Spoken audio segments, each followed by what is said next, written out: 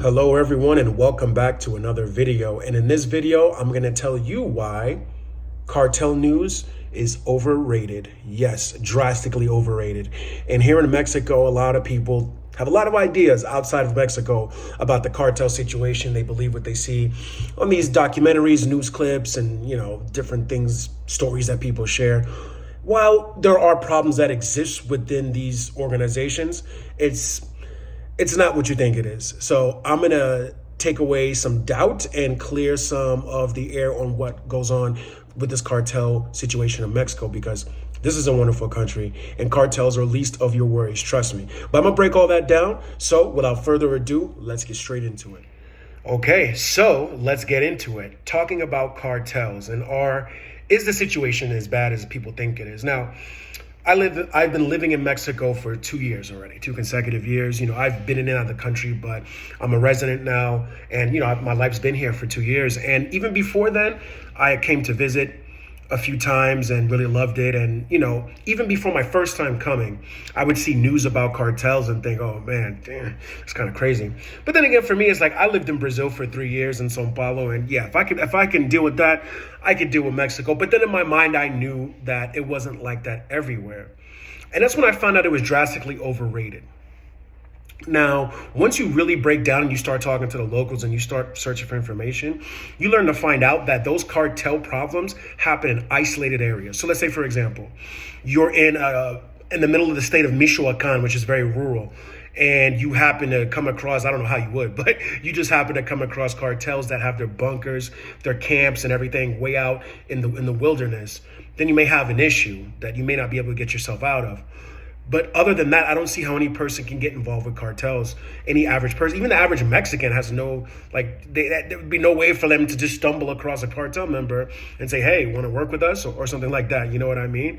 And it's a very select few. Now, there are several organizations operating throughout Mexico, New Generation Jalisco, the Zetas and Sinaloa cartel. I'm not going to give them fame, but I'm pretty sure if you've ever watched Narcos Mexico or any of these documentaries, some of these will ring a bell. But there's a lot of big organizations, and they have turf wars, of course. It was kind of reminiscent of what was going on in Colombia with the Pablo Escobar era. But I'm going to tell you right now, this day and age, you do not have to worry about cartels. You do not. And it's overrated. What people will say is that, oh, you're going to this specific part of the country, be careful, there's cartels everywhere. Now, while I admit cartels have done some bad things, most of what they do is not moral. It's very immoral how they make their money, what they sell to make their money, to get their money, but at the end of the day, it's not like a free-for-all. They're not just walking in the store shooting people up. Like, most of the time you won't even know you could have passed a cartel member in the street, order food from his restaurant, shook his hand, had a quick conversation. You just don't know. Like, there's no way of knowing.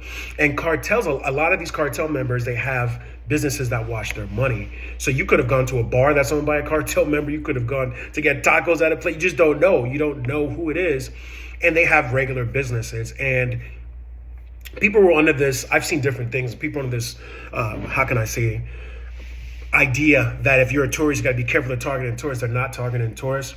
Cartels actually protect tourists. Believe it or not, how weird that sounds, and the stuff they do, they actually protect tourists. So if you're in a place like Mazatlan and Sinaloa, which is known to have be a stronghold of cartels, if someone tries to rob you, some just whatever, little robber, street kid, whatever it may be, and cartel gets wind of that, then they're going to have some issues that I probably shouldn't discuss on here. So you can use your imagination. So yes, because your business, but tourists are business. Even in Cancun, I'm sure you've had some crazy things happening, but for the most part, you as an average person, whether tourist, Mexican resident, Mexican national, do not need to worry about cartel. So trust me when I say that. I've been living in Mexico for 2 years, and I live here in Guadalajara, and no interactions as far as I know, you know what I mean? So, and that's not even something you think about, honestly.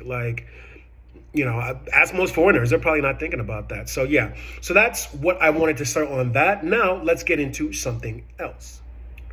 Before I moved here to Guadalajara, that was about 7 months ago, I was living in the state of Yucatan, in the city of Merida.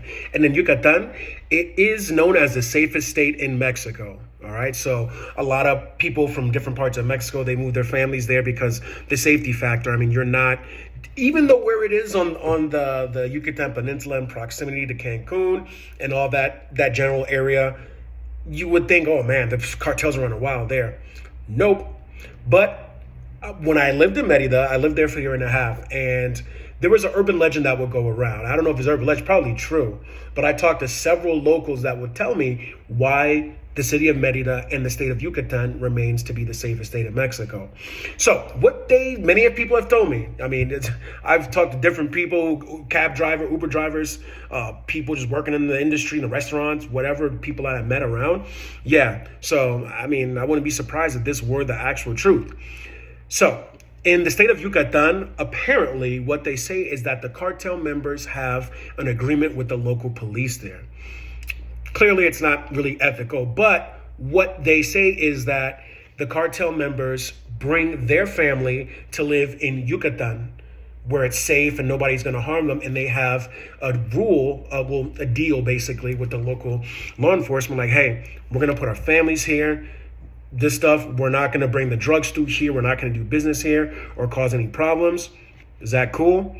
And pretty much that's it. So depending on who's in charge, the police chief, if they want to change that, I don't know. I don't know too much about that.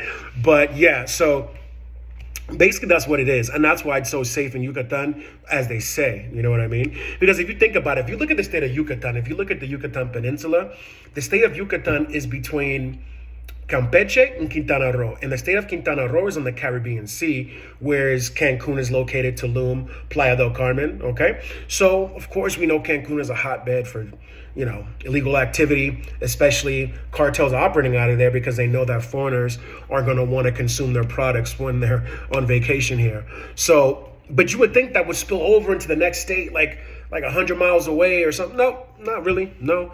And I'm not saying that Yucatan is free of drugs and stuff like that. No, clearly not. But what I'm saying is that it's interesting to think that the cartels, who are known as these dangerous, terrible people, which, hey, well-deserved reputation, can just have that safe zone and be like, here, this business isn't going on here.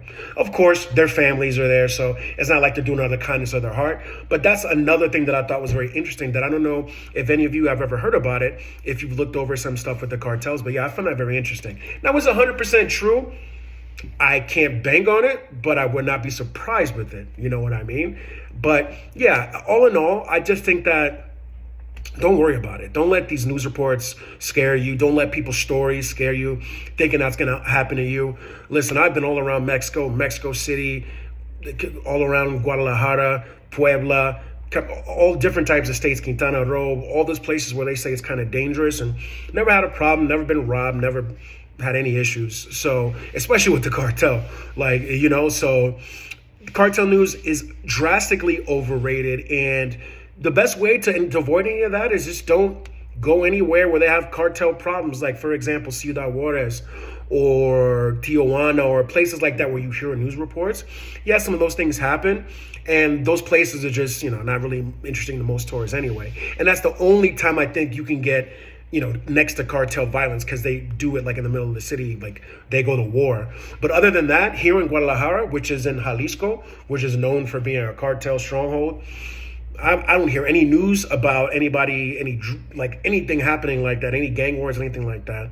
Occasionally, you'll see your spurts across Mexico and these people causing problems, but it's not like it's complete pandemonium. So, yes, bottom line, cartel news is overrated. If you want to come to Mexico, do not let that deter you. You do not have to worry about cartels. Trust me. So whoever told you did, I don't know, they're weird. But listen to me, a guy who's on the ground here, and I can tell you that that is the least of your worries. So I hope I was able to give you something of value with that. And I want to say thank you for tuning in. And if you like these videos, if you like this type of content, these types of subjects, put in the comments. Tell me, what you like to hear, what I can cover. I'll gladly make a video about it. And let me know how you feel about the video or your thoughts on the whole cartel situation. If you have any personal experiences, or has it ever deterred you from coming to Mexico?